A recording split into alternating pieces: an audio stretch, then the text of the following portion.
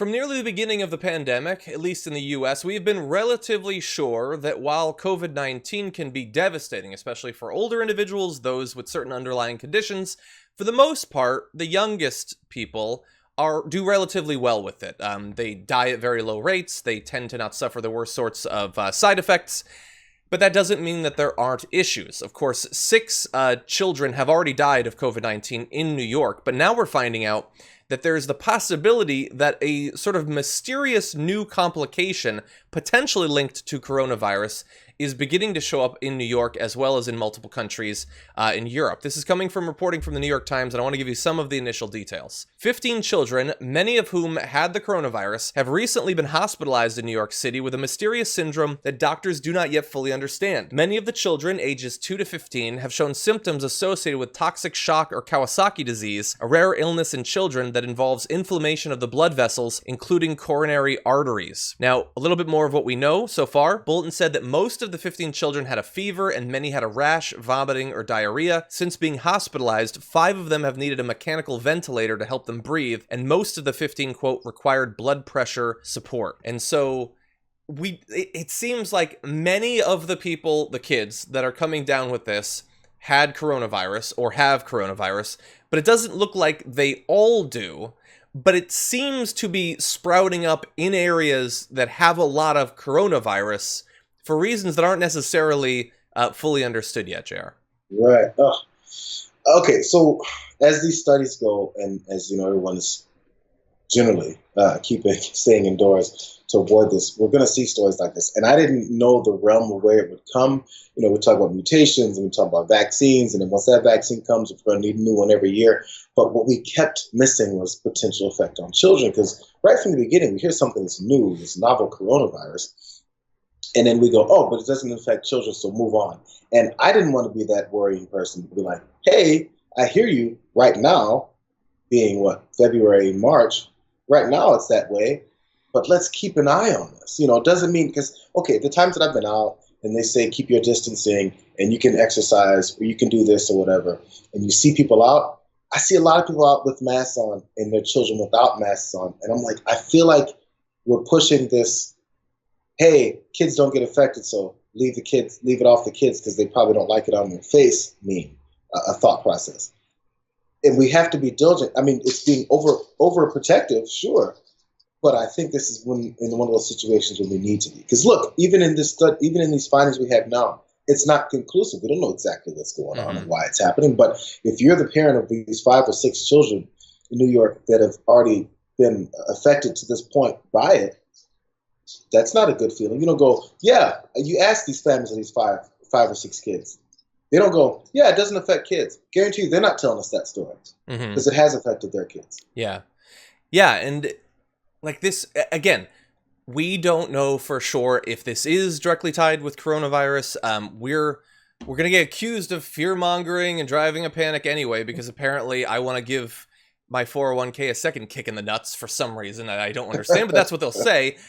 We don't know for sure. We are talking about this because it is concerning. I thought it would be especially concerning for JR because JR has children. So if this is connected, that's not good. The fact that it can apparently result in some of the same sort of serious complications of coronavirus is also worrying, although we have acknowledged so far, none of the children, at least in the United States, have died from this, although they have been hospitalized and, you know, being put on a ventilator, having blood pressure problems, those sorts of things. That is very worrying. We are trying to be level-headed about this. But it also is important to put this out there because there are some people that have landed on kids are, like, effectively, they won't say it, but what they mean is kids are immune. We don't have to worry about anything involving kids. And so they're using kids to push the agenda of, here are things that we need to open up. And if you're against opening this up, it's unscientific because kids are fine. Why can't we open up elementary schools and things like that? And we've been pushing back against that for some time. I think, Jerry, you might have been on the show when Tucker Carlson was like live fact-checked about that? Maybe it was Brett, I'm not sure. But he had a doctor on that he wanted to say kids also don't spread it as readily as adults, and the doctor corrected him in real time. But he had the guy on because he has an agenda that the guy was supposed to fit into, not because Tucker Carlson, at the end of the day, is primarily worried about the health of kids or the adults around kids. Absolutely not. So this is the thing. So again, and it's part of the push. I think Ron DeSantis, maybe Florida is one of the states that was looking to open, and they said, hey, so by the way, kids, Trump said it. So kids, they appear to be not affected by it. So let's open up schools, because schools, there's that kid principal, there's that kid administration staff, there's that kid on the board of education, there's that kid that conducts classes, they're called teachers. Wow, you mean there's adults at schools too? It's crazy. So just because they had this, I guess we had a little bit of a belief that children weren't affected by it, which I don't think ever was fully the case. Opening up schools was the agenda. At least it was one of the agendas. Mm-hmm. There's adults at schools. And guess what kids come home to after school? Adults. Yeah. Some of them live with grandparents. Some of them have grandparents around them. Hey, sometimes some of the people that work at those schools are also old. I don't get how we can throw that out there and not enough people go, that doesn't make any sense. Children don't run schools. It's weird. That school would suck. It would not last long. Kids once ran this island, and it didn't go well there either. There was like a pig who was watching them. I don't know. But anyway, no, and all we do every day is we do the show, and we try to grab people, Joe Biden style, by the lapels and say, be reasonable. And for most people, their response is, no, I have an agenda. I'm going to be safe. I'm going to be fine. My kids are homeschooled, or my kids go to super elite school where everything's going to be, UV rayed every 2 seconds. It's going to be people in public schools and things like that are going to be put at risk of this. And I hate that the kids have to stay home. I do. I know it's got to be terrible for adults to have to teach them all of a sudden. And it's bad for the kids too. I have 2 cousins, my 2 younger cousins. They miss their prom, and they don't really have a graduation.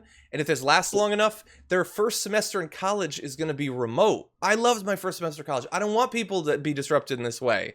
And listen, it's every time someone tells you, or if you're not even a lib, if you're a common sense thinking person, said, you just want us to stay inside, you want to destroy the economy, you want this. You're like, okay, so you have all the answers, idiot. You tell me why I live 10 minutes from the beach and I suddenly never want to go anymore. Hey, you tell me why I don't want to make any money. Hey, you tell me why. Like, you want to give me all the answers why this motivation is for me to not have anything, then you go ahead and explain it. There's no answer for it. They just want to call you a demon and say you don't like this, and say you want to disrupt America. What makes me want to disrupt America? Where am I going? Yeah. And I'm taking off somewhere once I light America on fire? Come on. Yeah, well, you spend a lot of time on your yacht. But anyway, so what they want you to believe that the argument is, and I understand we're talking about this ahead, we're going to be talking about Chris Christie anyway, is that these damn libs, they say they want to protect your health, but really, they don't care about the people that have lost their jobs, or are temporarily furloughed, or staying at home. And so these libs, under the guise of protecting your health, are willing to ruin your economic status. Us conservatives, we're going to pretend that we still care about your life because we're going to tell you it ain't that deadly anyway, but we care about your future and your bank account. That's why we're working to get you back out there. That is not what the dichotomy is. I'm saying I don't want you to die, and get this, the part that they don't want you to think about, I want the government to help sustain you until it's safe for you to go back out there. I want there to be recurring stimulus checks. I want there to be robust unemployment. I want there to be universal health care, all of this stuff. They always leave off what is supposed to aid people in getting by. They want to pretend that we don't care about people's economic health. We don't care if they go bankrupt and all of that. No, they don't care about that. They don't care if their short-term plan results in far more deaths. It's going to balloon, and it's going to destroy more businesses and more lives. Anyway, honestly, they don't care unless it's their kids. Back to the kids. They won't care unless it's their kids. Keep it real. I hope that their kids don't get this, but I will end by saying pediatricians have urged families whose children have high fever, rashes, or stomach pains to call doctors immediately. Some have said that they are concerned that parents might not take their children to the hospitals because of the pandemic. That is an understandable fear. But if your kid is experiencing those symptoms, understand, you might want to get it looked at. For more political news breakdowns, interviews, stories of activism, and me trying my hardest to care about the occasional big celebrity news story, subscribe to our YouTube channel at youtube.com/thedamagereport. And you can ring the bell wherever it is so you don't miss anything.